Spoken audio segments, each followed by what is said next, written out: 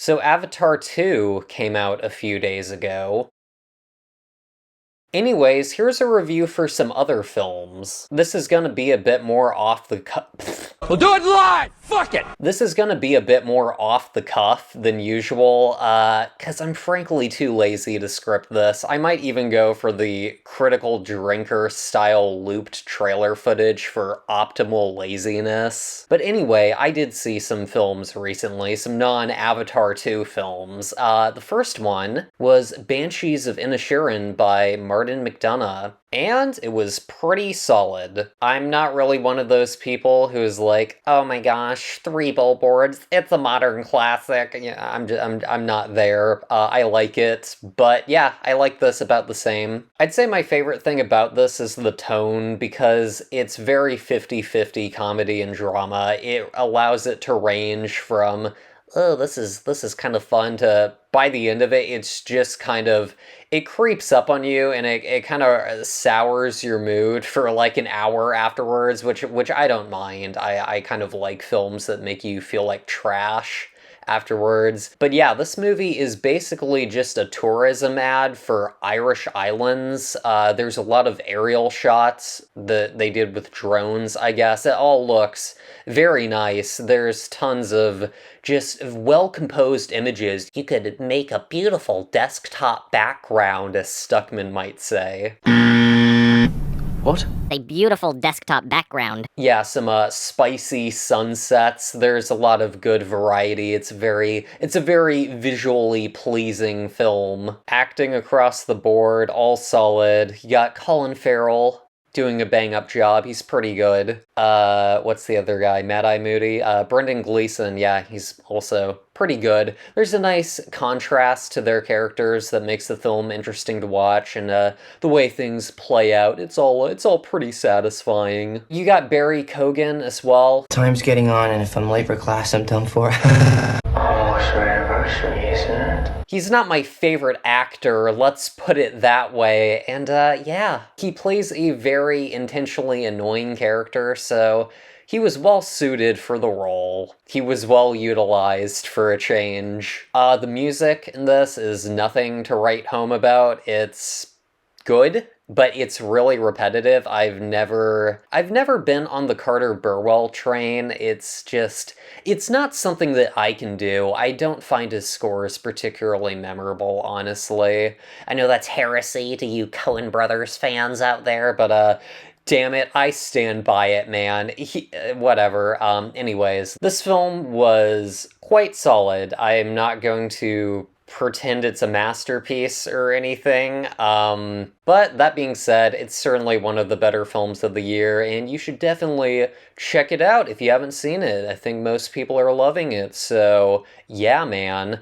I would say that my biggest issue with it is probably that it wasn't super hilarious for me, and I think dramatically it started getting more interesting sort of near the second half or near the end. So I would, in some sense, like to see how much rewatchability this film has. I would like to rewatch it at some point, but that day is not this day. So yeah, 6 out of 10, pretty good. If you have a problem with that rating, then I'm sorry! I'm sorry, man. I'm sorry. Let me bump it up to a 9 real quick. Okay, there you go. It's a 9 now.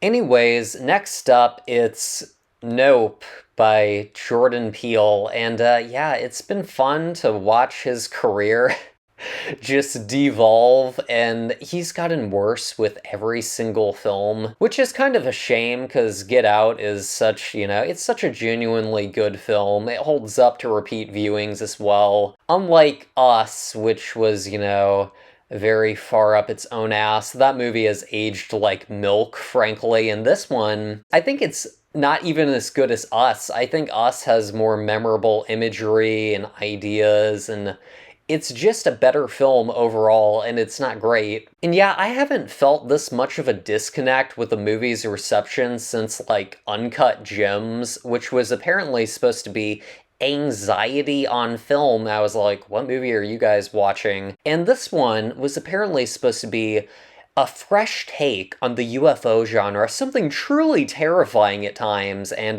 what I ended up with was a mediocre film with very one-dimensional cartoons for characters, CW level UFO effects, and product placement out the ass. I'm gonna get back to the characters, but I want to talk about the product placement for a second because it is maybe some of the most egregious I have seen in a long time. This movie prominently features Fry's Electronics, and I looked it up, and they went bankrupt like 3 months before this movie came out, so way to choose the most irrelevant product placement possible. It was actually embarrassing to see this guy in his company shirt so prominently featured in multiple scenes of the movie. And yeah, the store employee was really annoying as well, and he sticks around for basically the entire film, so that was great. There's this scene where he's like, oh, let me help you with your installation, and he just randomly screams because he's like, sorry man, I broke up with my girlfriend. I thought she was the one. I was like, is this supposed to be funny? Is this supposed to be funny? Is this the fucking MTV Movie Awards? And yeah, you got Icy product placement very prominently because I guess that'll give Regal a boost. You got Cheetos very prominently. It was not good. It was a lot. Speaking of not good and a lot, the rest of the characters are very one-dimensional. So the film opens with Daniel Kaluuya. He's on a film set. He's a bit soft-spoken, and the other crew members, they're being a bit passive-aggressive in a really not-so-subtle way. They're like, can you speak up, sir? Yeah, it's like, oh, look how mean they're being, microaggressions, buzzwords, or something. Then his sister walks in, and she's just flailing her arms, and she's the most charismatic person you've ever seen. She's like, hey guys, how's it going? Everybody's like, oh yeah, we love her. They're literally applauding for her, and it's the most cartoonish contrast you've ever seen. And yeah, we're stuck with these idiots for the entire movie, and yeah, it made it very uninvesting. Daniel Kaluuya was pretty good, except he felt like he was on downers, so he was kind of boring to watch. Speaking of boring to watch, I was expecting maybe another commentary on classism or something, and what we ended up with was a commentary on the 24-hour news cycle and the spectacle or something. And yeah, we get basically the we're Americans moment where they say something like, oh, we're the viewers. And it's like, oh, thanks for the subtlety, Jordan Peele. And yeah, maybe there's more to analyze, but this movie didn't engage me on a really base level. It was not interesting as a UFO film, even. It was just, these digital ships flying around in a field while they just ran around on horses. And yeah, I couldn't explain it, but it reached a point when I was watching this, I was like, this just feels dumb. This feels like a very dumb movie that I'm watching right now. And yeah, I don't know how much I have left to say. Oh, I will say this. The aspect ratio shifting was a total nightmare. Apparently that's just a Hoyte van Hoytema staple at this point. So when you see an IMAX scene, it goes into like a full screen. So basically what I'm saying is the IMAX was not spectacular. New merch in the shop, by the way. Not just like the IMAX scenes, which of course are spectacular. Anyways, yeah, very mediocre. 5 out of 10, moving on. Speaking of directors who get worse with every film, last and least, it is Alex Garland's Men. And yeah, I was expecting to hate this movie, and yeah, I don't know why I'm emphasizing that. It was still kind of trash. Fucking thing sucks! I will say on a positive note that this film is fairly engaging for a few stretches of it, at least. There's some good genuine tension. And I did like the score. It's the same guys who did his other two films, and yeah, it's another banger, man. You got some ambient synths, you got some nice choral vocals. I think that's redundant, but I stand by it. The choir, it sounded pretty good, man. You have some reincorporation of something that the main character sings as well that you could see coming from a mile away, but it was well utilized as well. And yeah, so basically this movie is about men bad, and it was a bit less annoying than something like Last Night in Soho, because that movie just feels so ridiculously over the top, and this movie is a bit less literal, so maybe that was part of why it was less annoying. Also, I was just braced for the worst thing ever. Like Last Night in Soho, though, this movie is fairly unintentionally funny on quite a few occasions. So Rory Kinnear plays multiple characters in this film. Or are they all the same? Question mark. Either way, there's a scene where he's playing a digitally de-aged version of himself, and he's asking the main character, "Do you want to play a game?" She's like, "Oh, no thanks." And this severely triggers him, and the effects were very bad. It looked like a crappy YouTube video from 2009. Basically what I'm saying is the effects were on par with the Annoying Orange. And yeah, he gets very triggered over this, and he walks away and mutters, "Stupid bitch!" And it was very difficult to take seriously. It was quite funny. And yeah, there was some quite over-the-top acting in this as well. There's a really bad narrative device in this where the main character will just sporadically FaceTime her friend to dump exposition or say exactly what she's feeling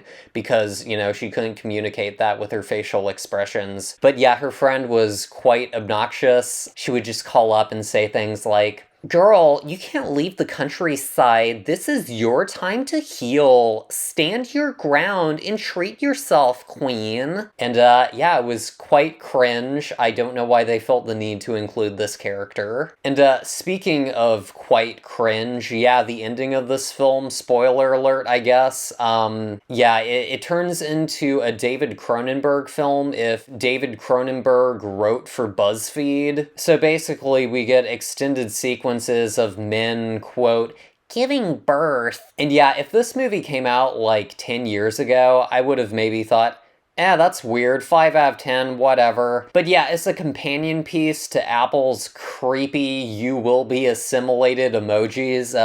Yeah, I'll give this garbage the negative grade it deserves. Anyways, I think that'll wrap things up.